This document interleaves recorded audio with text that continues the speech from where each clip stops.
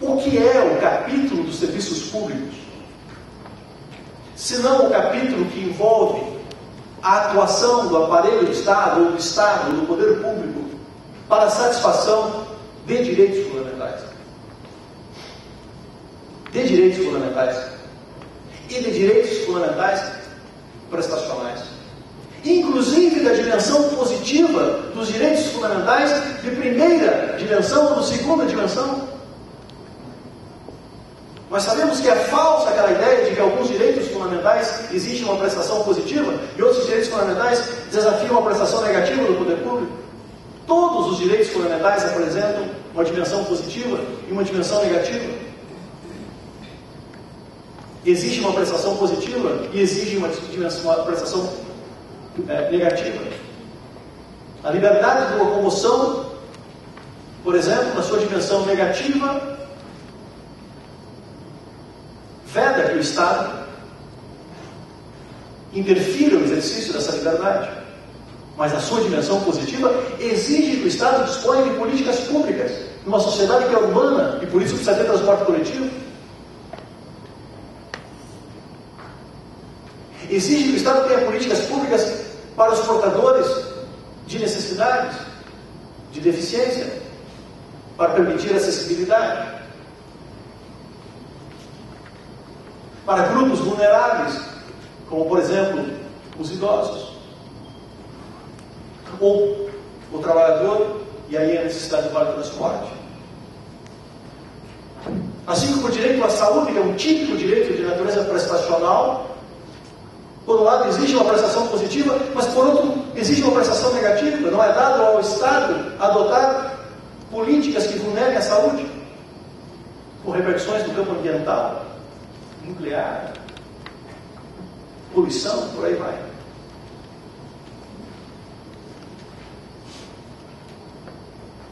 E aqui é importante dizer que esses direitos prestacionais, claro que exigem muitas vezes a formulação de políticas públicas. E as políticas públicas são formuladas, são planejadas muitas vezes pelo Executivo, mas precisam estar dispostas em lei.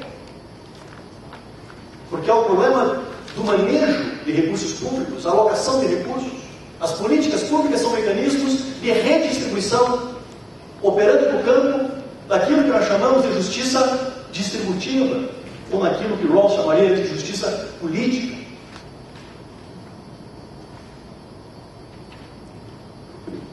As políticas públicas podem ser objeto, sim, de controle jurisdicional.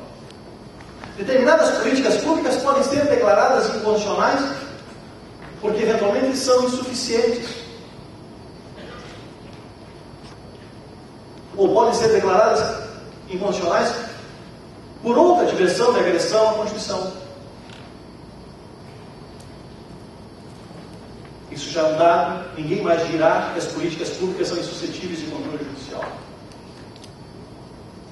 Mas o judiciário não desenvolve políticas públicas. O judiciário satisfaz direitos fundamentais.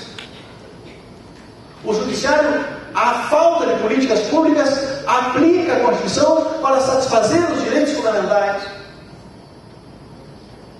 Podendo decorrer daqui uma política pública informal, eu digo informal, em virtude de um conjunto de decisões atomizadas do Poder Judiciário. Mas não é dado ao Poder Judiciário formular políticas públicas. E aqui nós entramos no problema do controle jurisdicional sobre a satisfação dos direitos fundamentais sociais, mas particularmente dos direitos fundamentais de natureza prestacional. Nós sabemos que os direitos fundamentais sociais têm uma eficácia, em primeiro lugar, derrogatória. Revoga a legislação anterior, a caso incompatível, ou a normatividade infralegal anterior a caso incompatível. Nós sabemos que esses direitos fundamentais podem ter uma eficácia originária, produzir uma eficácia integral desde logo, como acontece quando a Constituição diz: o O ensino fundamental constitui direito público subjetivo, ponto. A alocação do recurso já foi feita. Já houve uma escolha. Não pode o administrador dizer, eu não tenho dinheiro, não tenho recursos. É lícito ao judiciário, nesse caso, para a satisfação do direito público subjetivo, compelir, e há hoje mecanismos processuais para isso, compelir a administração pública a tomar as medidas necessárias para a satisfação desse direito público subjetivo. Em outros casos, esses direitos fundamentais terão uma eficácia derivada, que significa dizer que possuem uma eficácia positiva mínima, e a eficácia positiva máxima exige a edição, a atuação do legislador através de interposições legislatórias. Mas isso não significa dizer que a disposição constitucional fica despida de eficácia, porque o judiciário poderá atuar para a satisfação do que nós chamamos ou do núcleo essencial, como diz Juarez Freitas, ou do mínimo existencial. A proteção do mínimo existencial está na esfera lícita de atuação do poder judiciário no campo da alocação de recursos, sem que isso vulnere o princípio da separação dos poderes e sem que isso signifique ativismo judicial. Significa mera concretização da eficácia mínima dos direitos fundamentais. Direitos fundamentais sociais que operam uma eficácia objetiva, no sentido de que heterovinculam os particulares, eficácia horizontal dos direitos fundamentais sociais, e heterovinculam os poderes públicos, eficácia vertical dos direitos dos poderes públicos, que devem agir para a satisfação desses direitos. E, portanto, esses direitos podem ser reclamados objetivamente, não para satisfação subjetiva e fruição subjetiva, mas objetivamente para garantir a integralidade do direito objetivo naquilo que diz respeito aos direitos fundamentais sociais, permitindo o manejo desde a ação direta de inconstitucionalidade por omissão, que nós não acreditamos, com toda razão, ou do mandado de injunção coletivo, que começa a recuperar um certo sentido, mas também através do manejo de ações civis públicas, que vão compelir o poder público a adotar políticas públicas para, num prazo razoável, de uma geração, por exemplo, através da previsão de dotações orçamentárias, resolver o problema da habitação, o problema do saneamento. Não se trata do Poder Judiciário formulando a política pública, trata-se antes do Poder Judiciário compelindo o Poder Público a implementar uma política pública,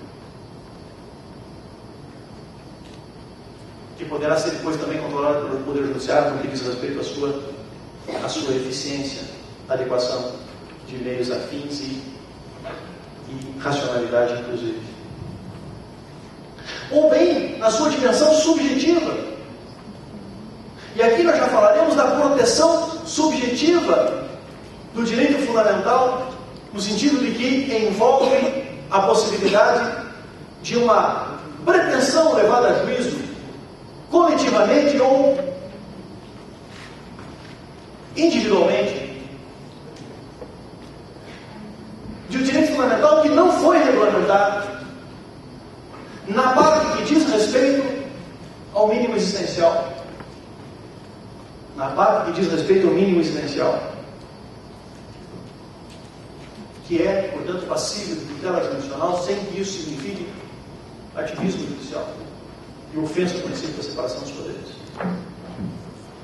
Seria assim se o judiciário fosse além do mínimo existencial, naquilo que nós chamaríamos de esfera que está no campo da liberdade de configuração do legislador.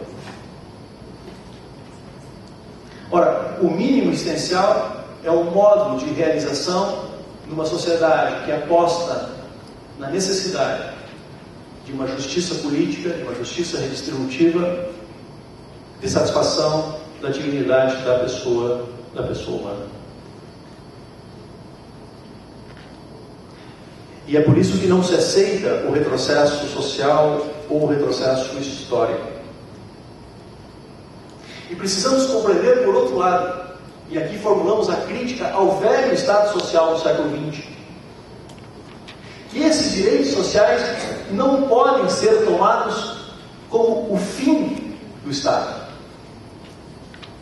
Certamente, ter uma casa e uma barriga cheia não é o objetivo de todas as pessoas.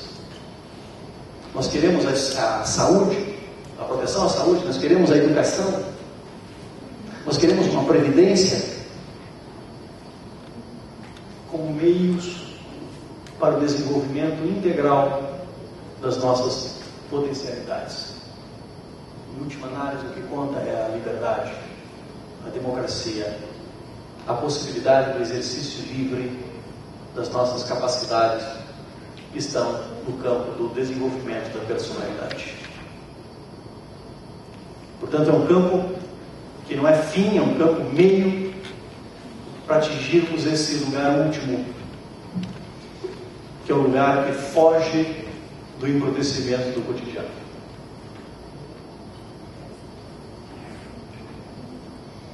Alguns autores falarão, ao invés de falar em mínimo existencial, que o judiciário poderá exercer um controle sobre as condições para exercício da democracia. O ideal é que nós possamos constituir uma sociedade livre, onde nós mesmos, através de um processo de deliberação, possamos decidir a propósito dos nossos destinos, de modo que todos aqueles que possam ser afetados por uma decisão possam se manifestar e possam ser ouvidos. A democratização do processo legislativo, a procedimentalização da administração pública, a democratização do processo objetivo de controle da constitucionalidade, inclusive através da figura do amicus curiae, através da figura das audiências públicas como essa que foi realizada hoje pela manhã e que continuará amanhã. Esse é o ideal de uma sociedade livre, autogovernante, onde todos nós temos capacidade de deliberação. E por isso a liberdade de expressão é tão cara. E por isso, democratizar os meios de comunicação constitui uma exigência constitucional. Karl Popper já falava na década de 30 sobre o problema da televisão e os prejuízos para a democracia. Muito bem.